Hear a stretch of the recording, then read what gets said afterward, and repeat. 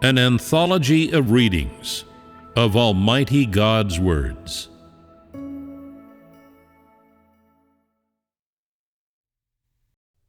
God Himself, the unique one. God's authority, one.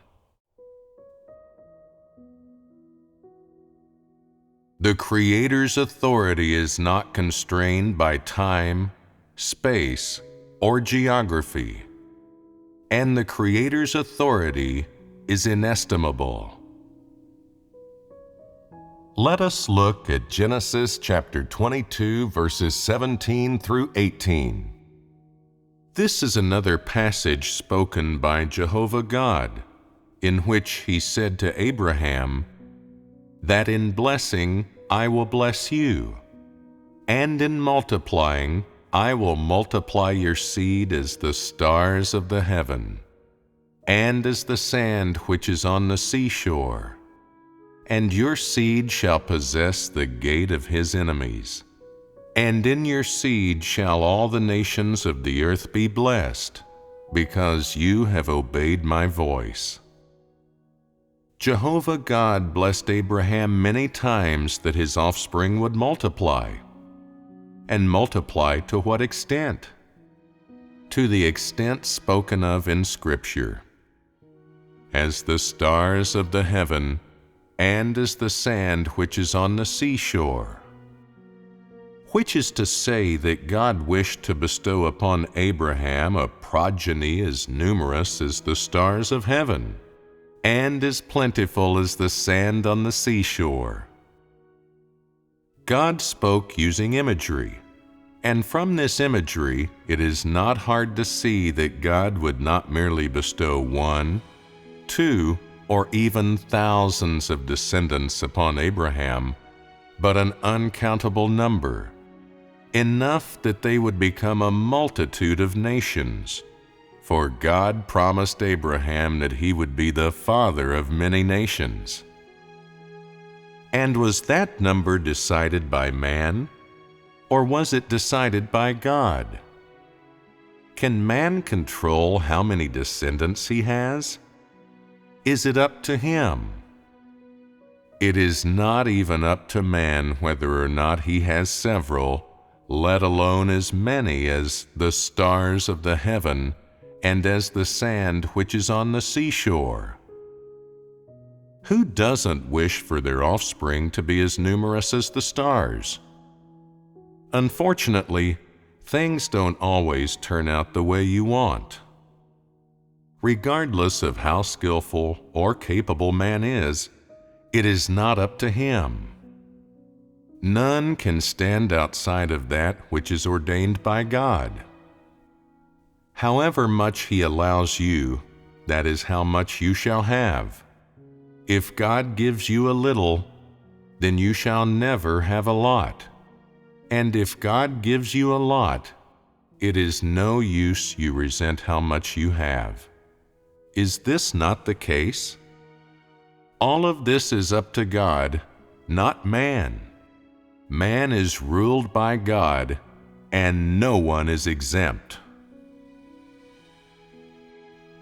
When God said, I will multiply your seed, this was a covenant that God established with Abraham, and like the rainbow covenant, it would be accomplished for eternity, and was also a promise made by God to Abraham. Only God is qualified and capable to make this promise come true. Regardless of whether or not man believes it, regardless of whether or not man accepts it, and regardless of how man views it and how he regards it, all of this shall be fulfilled to the letter according to the words spoken by God.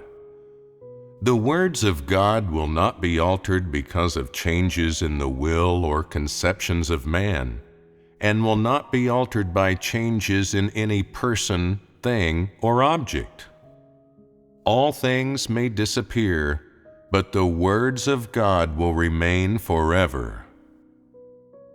On the contrary, The day that all things disappear is exactly the day upon which the words of God are completely fulfilled. For He is the Creator, and He possesses the authority of the Creator and the power of the Creator, and He controls all things and all life force. He is able to cause something to come from nothing, or something to become nothing. And He controls the transformation of all things from living to dead. And so for God, nothing could be simpler than multiplying someone's seed. This sounds fantastical to man, like a fairy tale.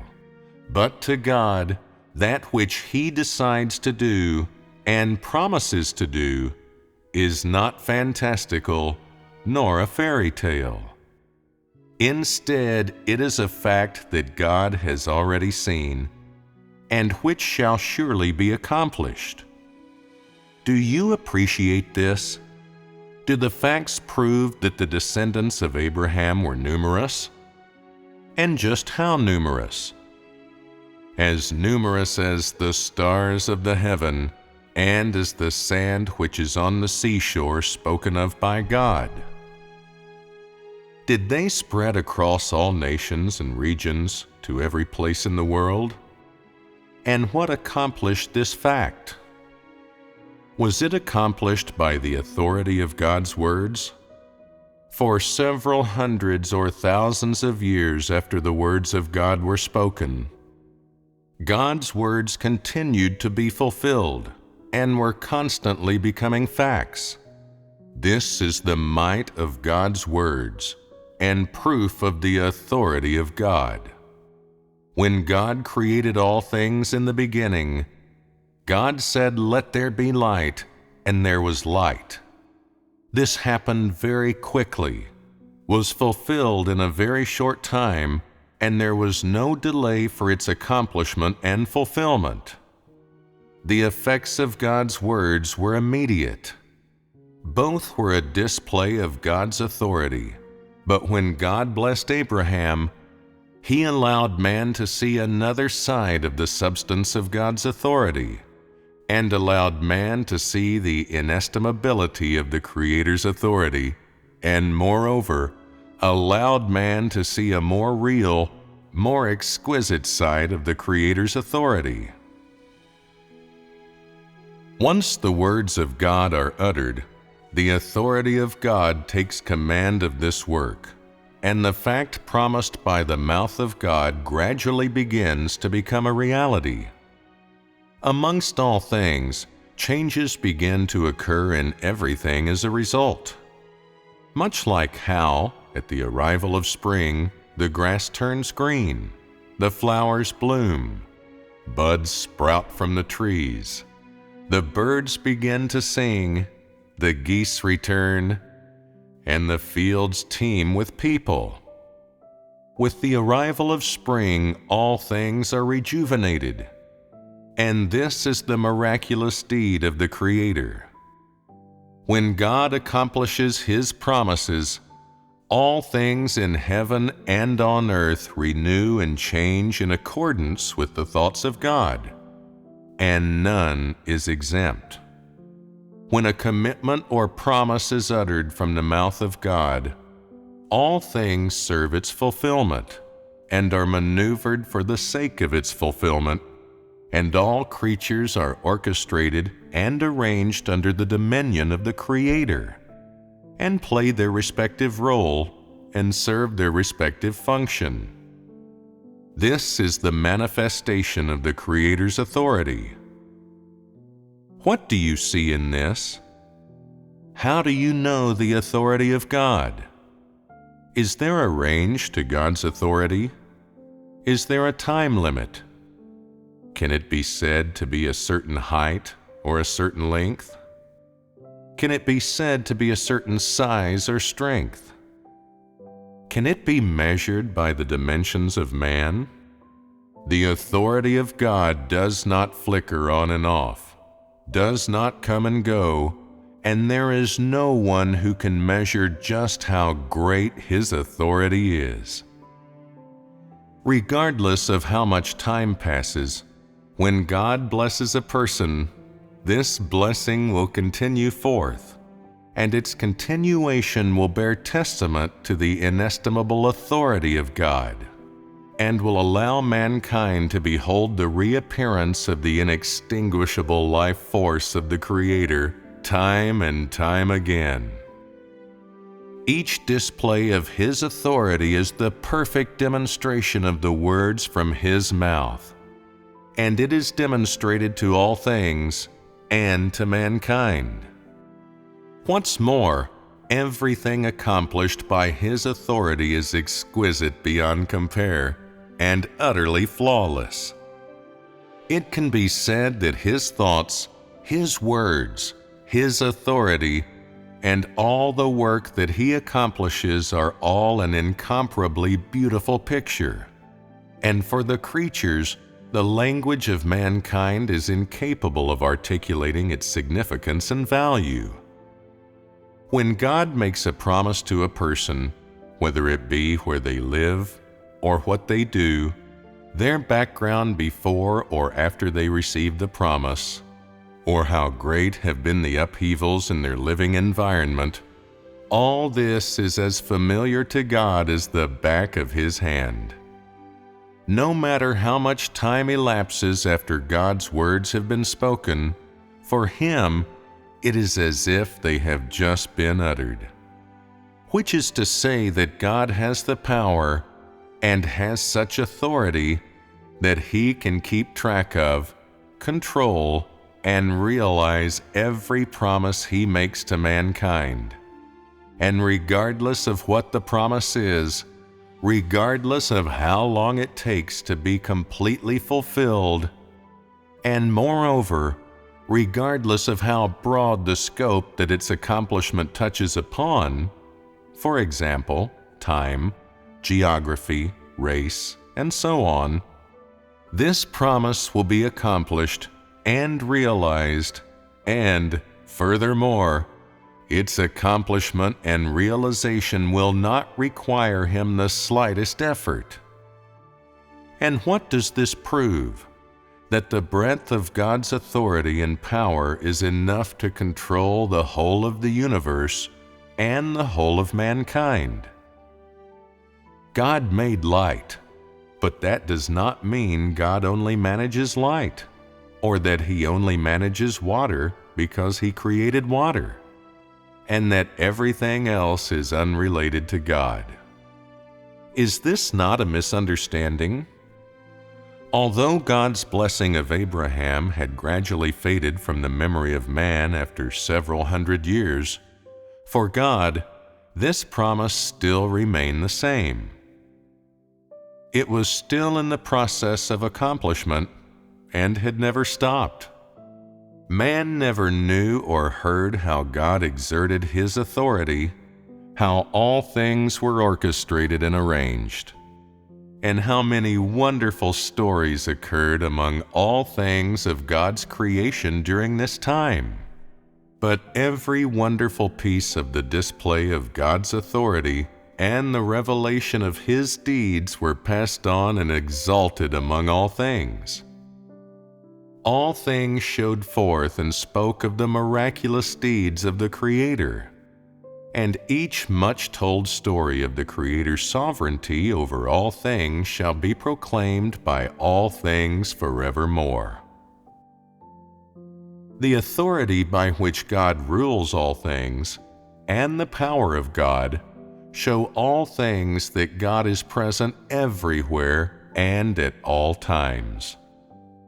When you have witnessed the ubiquity of the authority and power of God, you will see that God is present everywhere and at all times. The authority and power of God are unconstrained by time, geography, space, or any person, matter, or thing. The breadth of God's authority and power surpasses the imagination of man. It is unfathomable to man, unimaginable to man, and shall never be completely known by man. Some people like to infer and imagine, but how far can man's imagination reach? Can it go beyond this world? Is man capable of inferring and imagining the authenticity and accuracy of God's authority? Are the inference and imagination of man capable of allowing him to achieve a knowledge of God's authority? Can they make man truly appreciate and submit to the authority of God? Facts prove that the inference and imagination of man are only a product of man's intellect, and provide not the slightest help or benefit to man's knowledge of God's authority. After reading science fictions, some are able to imagine the moon and what the stars are like. Yet this does not mean that man has any understanding of the authority of God. Man's imagination is just that, imagination. Of the facts of these things, which is to say, of their connection to God's authority, he has absolutely no grasp. So what if you have been to the moon? Does this show that you have a multi-dimensional understanding of God's authority? Does it show that you are able to imagine the breadth of God's authority and power? Since the inference and imagination of man are incapable of allowing him to know the authority of God, what should man do? The wisest option would be to not infer or imagine, which is to say that man must never rely on imagination and depend on inference when it comes to knowing the authority of God. What is it I wish to say to you here? Knowledge of God's authority, God's power, God's own identity, and God's substance cannot be achieved by relying on your imagination. Since you cannot rely on imagination to know the authority of God, then in what way can you achieve a true knowledge of God's authority? Through eating and drinking the words of God, through fellowship, and through experiencing the words of God, you will have a gradual experience and verification of God's authority, and thus you will gain a gradual understanding and incremental knowledge of it. This is the only way to achieve the knowledge of God's authority. There are no shortcuts. Asking you not to imagine is not the same as making you sit passively to await destruction or stopping you from doing anything.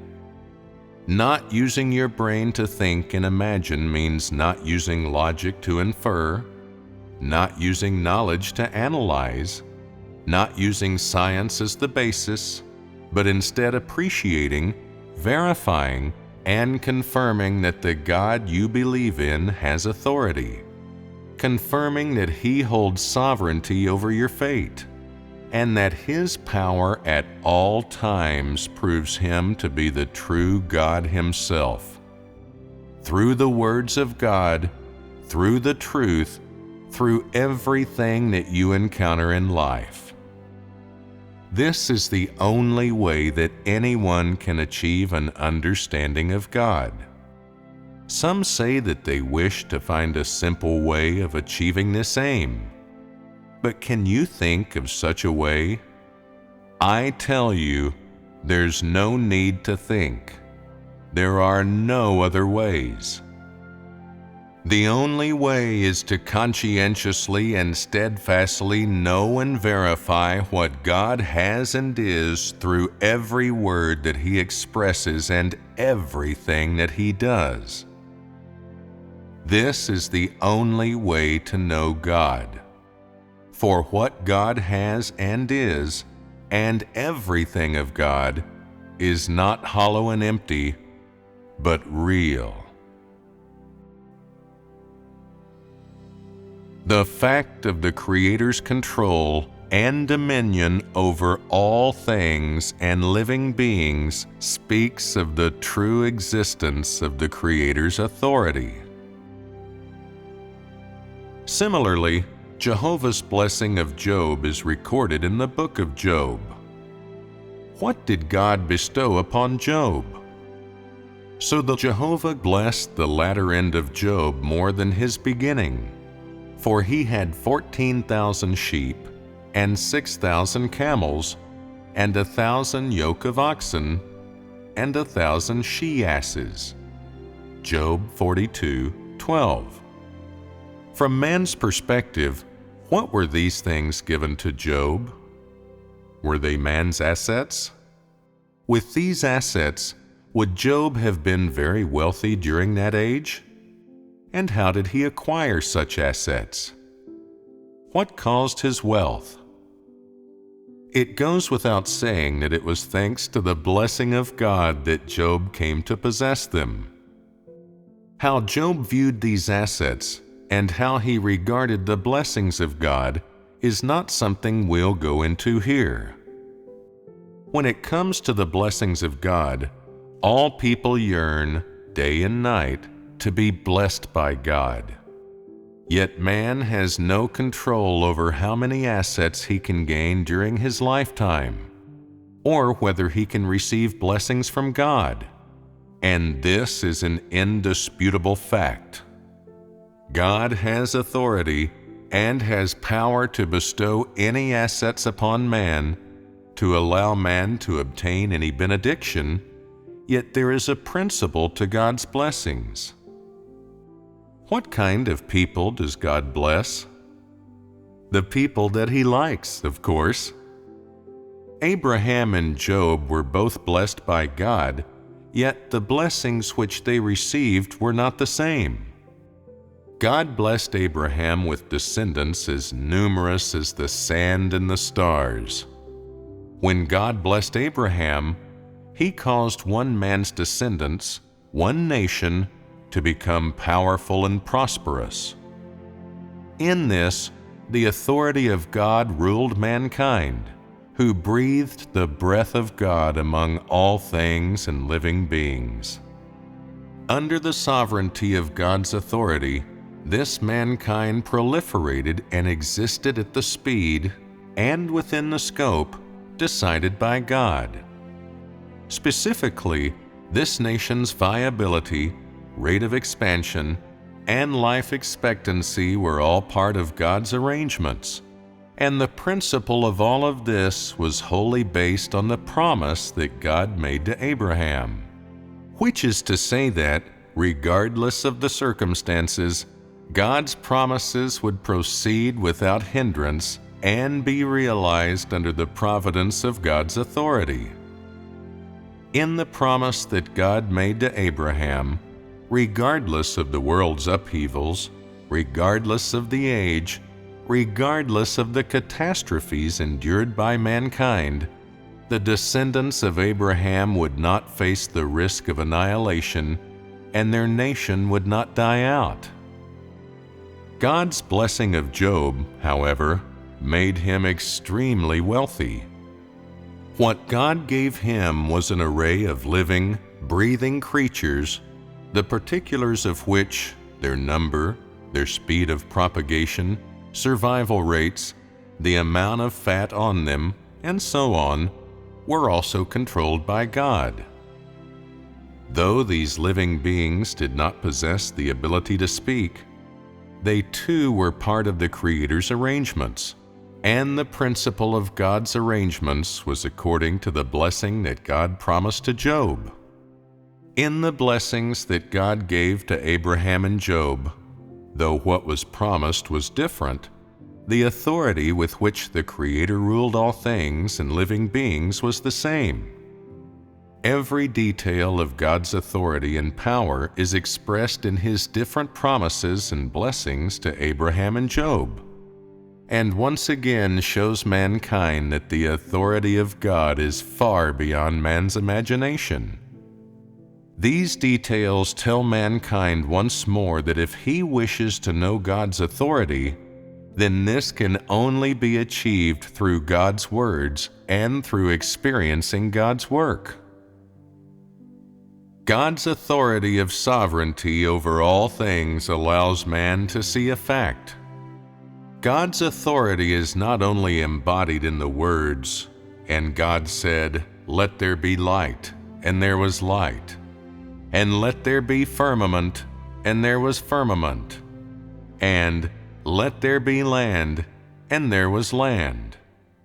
But, moreover, in how he made the light continue, prevented the firmament from disappearing, and kept the land forever separate from the water, as well as in the details of how he ruled over and managed the creatures, light, firmament, and land.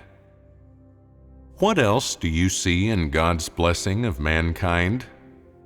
Clearly, after God blessed Abraham and Job, God's footsteps did not cease, for he had only just begun to exert his authority, and he intended to make every one of his words a reality, and to make every one of the details of which he spoke come true. And so, in the years to come, he continued doing everything that he intended. Because God has authority, perhaps it seems to man that God only speaks and does not need to lift a finger for all things to be accomplished. To imagine thus is, I have to say, ridiculous. If you only take the one-sided view of God's establishment of the covenant with man using words, and of God's accomplishment of everything using words, and you are incapable of seeing the various signs and facts that the authority of God holds dominion over the existence of all things, then your understanding of God's authority is too hollow and ridiculous. If man imagines God to be thus, then, it must be said, man's knowledge of God has been driven to the last ditch and has reached a dead end.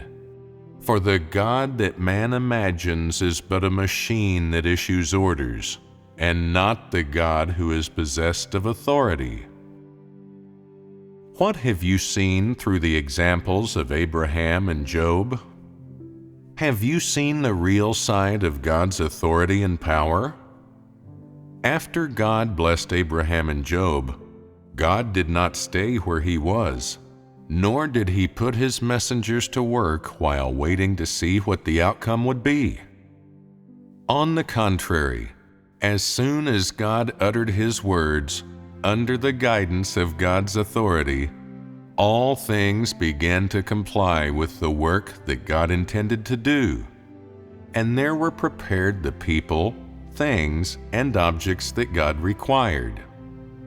Which is to say that, as soon as the words were uttered from the mouth of God, God's authority began to be exerted across the whole land, and he set a course in order to accomplish and fulfill the promises that he made to Abraham and Job, while also making all the proper plans and preparations for all that was required for every step and each key stage he planned to carry out.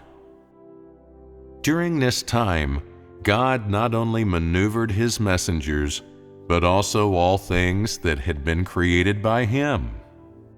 Which is to say that the scope within which God's authority was exerted not only included the messengers, but, moreover, all things, which were maneuvered in order to comply with the work that he intended to accomplish. These were the specific manners in which the authority of God was exerted. In your imaginings, some may have the following understanding of God's authority.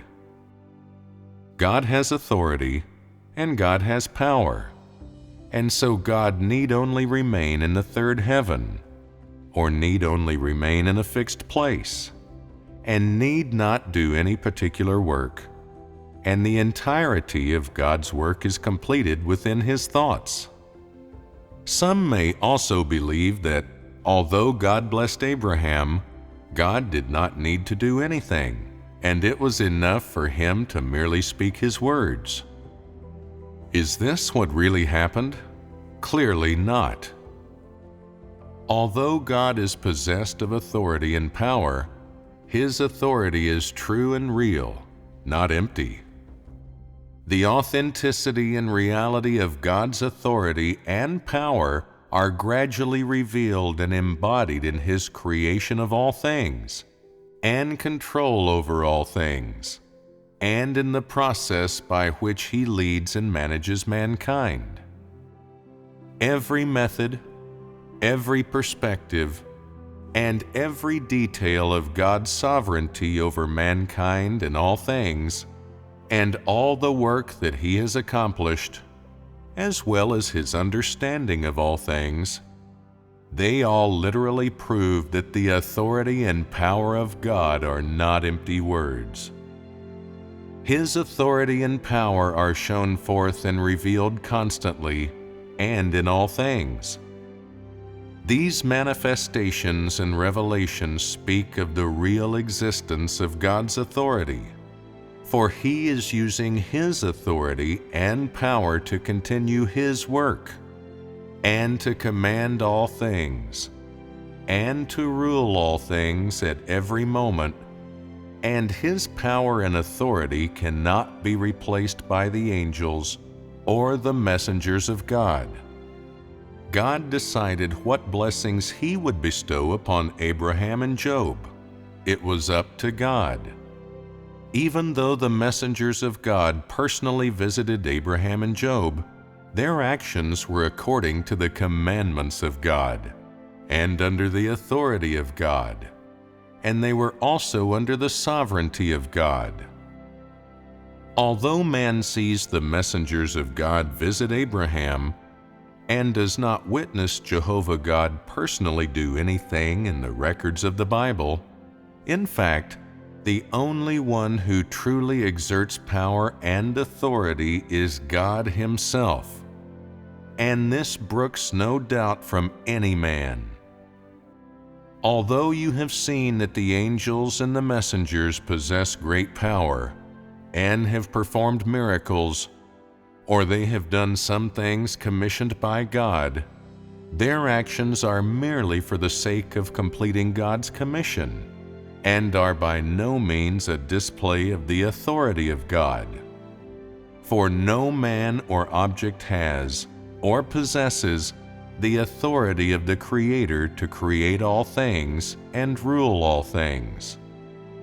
And so no man or object can exert or show forth the authority of the Creator. The authority of the Creator is immutable and unoffendable. What have you seen in these three parts of Scripture? Have you seen that there is a principle by which God exerts His authority? For example, God used a rainbow to establish a covenant with man, in which He placed a rainbow in the clouds in order to tell man that He would never again use a flood to destroy the world. Is the rainbow we see today still the same one that was spoken from the mouth of God? Has its nature and meaning changed? Without a doubt, it has not.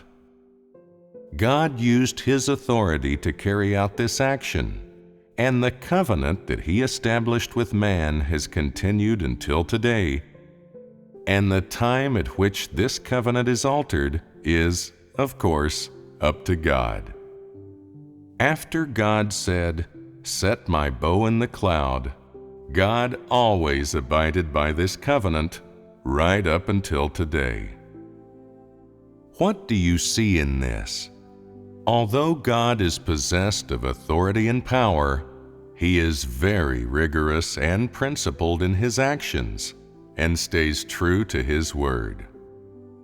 His rigorousness and the principles of His actions show the unoffendableness of the Creator and the insuperability of the Creator's authority. Though He is possessed of supreme authority, and all things are under His dominion, and although He has the power to rule all things, God has never damaged or disrupted His own plan, and each time He exerts His authority, it is in strict accordance with His own principles, and precisely follows that which was spoken from his mouth, and follows the steps and objectives of his plan. Needless to say, all things ruled by God also obey the principles by which God's authority is exerted, and no man or thing is exempt from the arrangements of his authority, nor can they alter the principles by which his authority is exerted. In God's eyes, those who are blessed receive the good fortune brought about by his authority, and those who are cursed receive their punishment because of God's authority. Under the sovereignty of God's authority, no man or thing is exempt from the exertion of his authority, nor can they alter the principles by which his authority is exerted. The authority of the Creator is not altered by changes in any factor, and, similarly, the principles by which his authority is exerted do not alter for any reason. Heaven and earth may undergo great upheavals, but the authority of the Creator will not change. All things may vanish, but the authority of the Creator will never disappear. This is the substance of the Creator's immutable and unoffendable authority. And this is the very uniqueness of the Creator.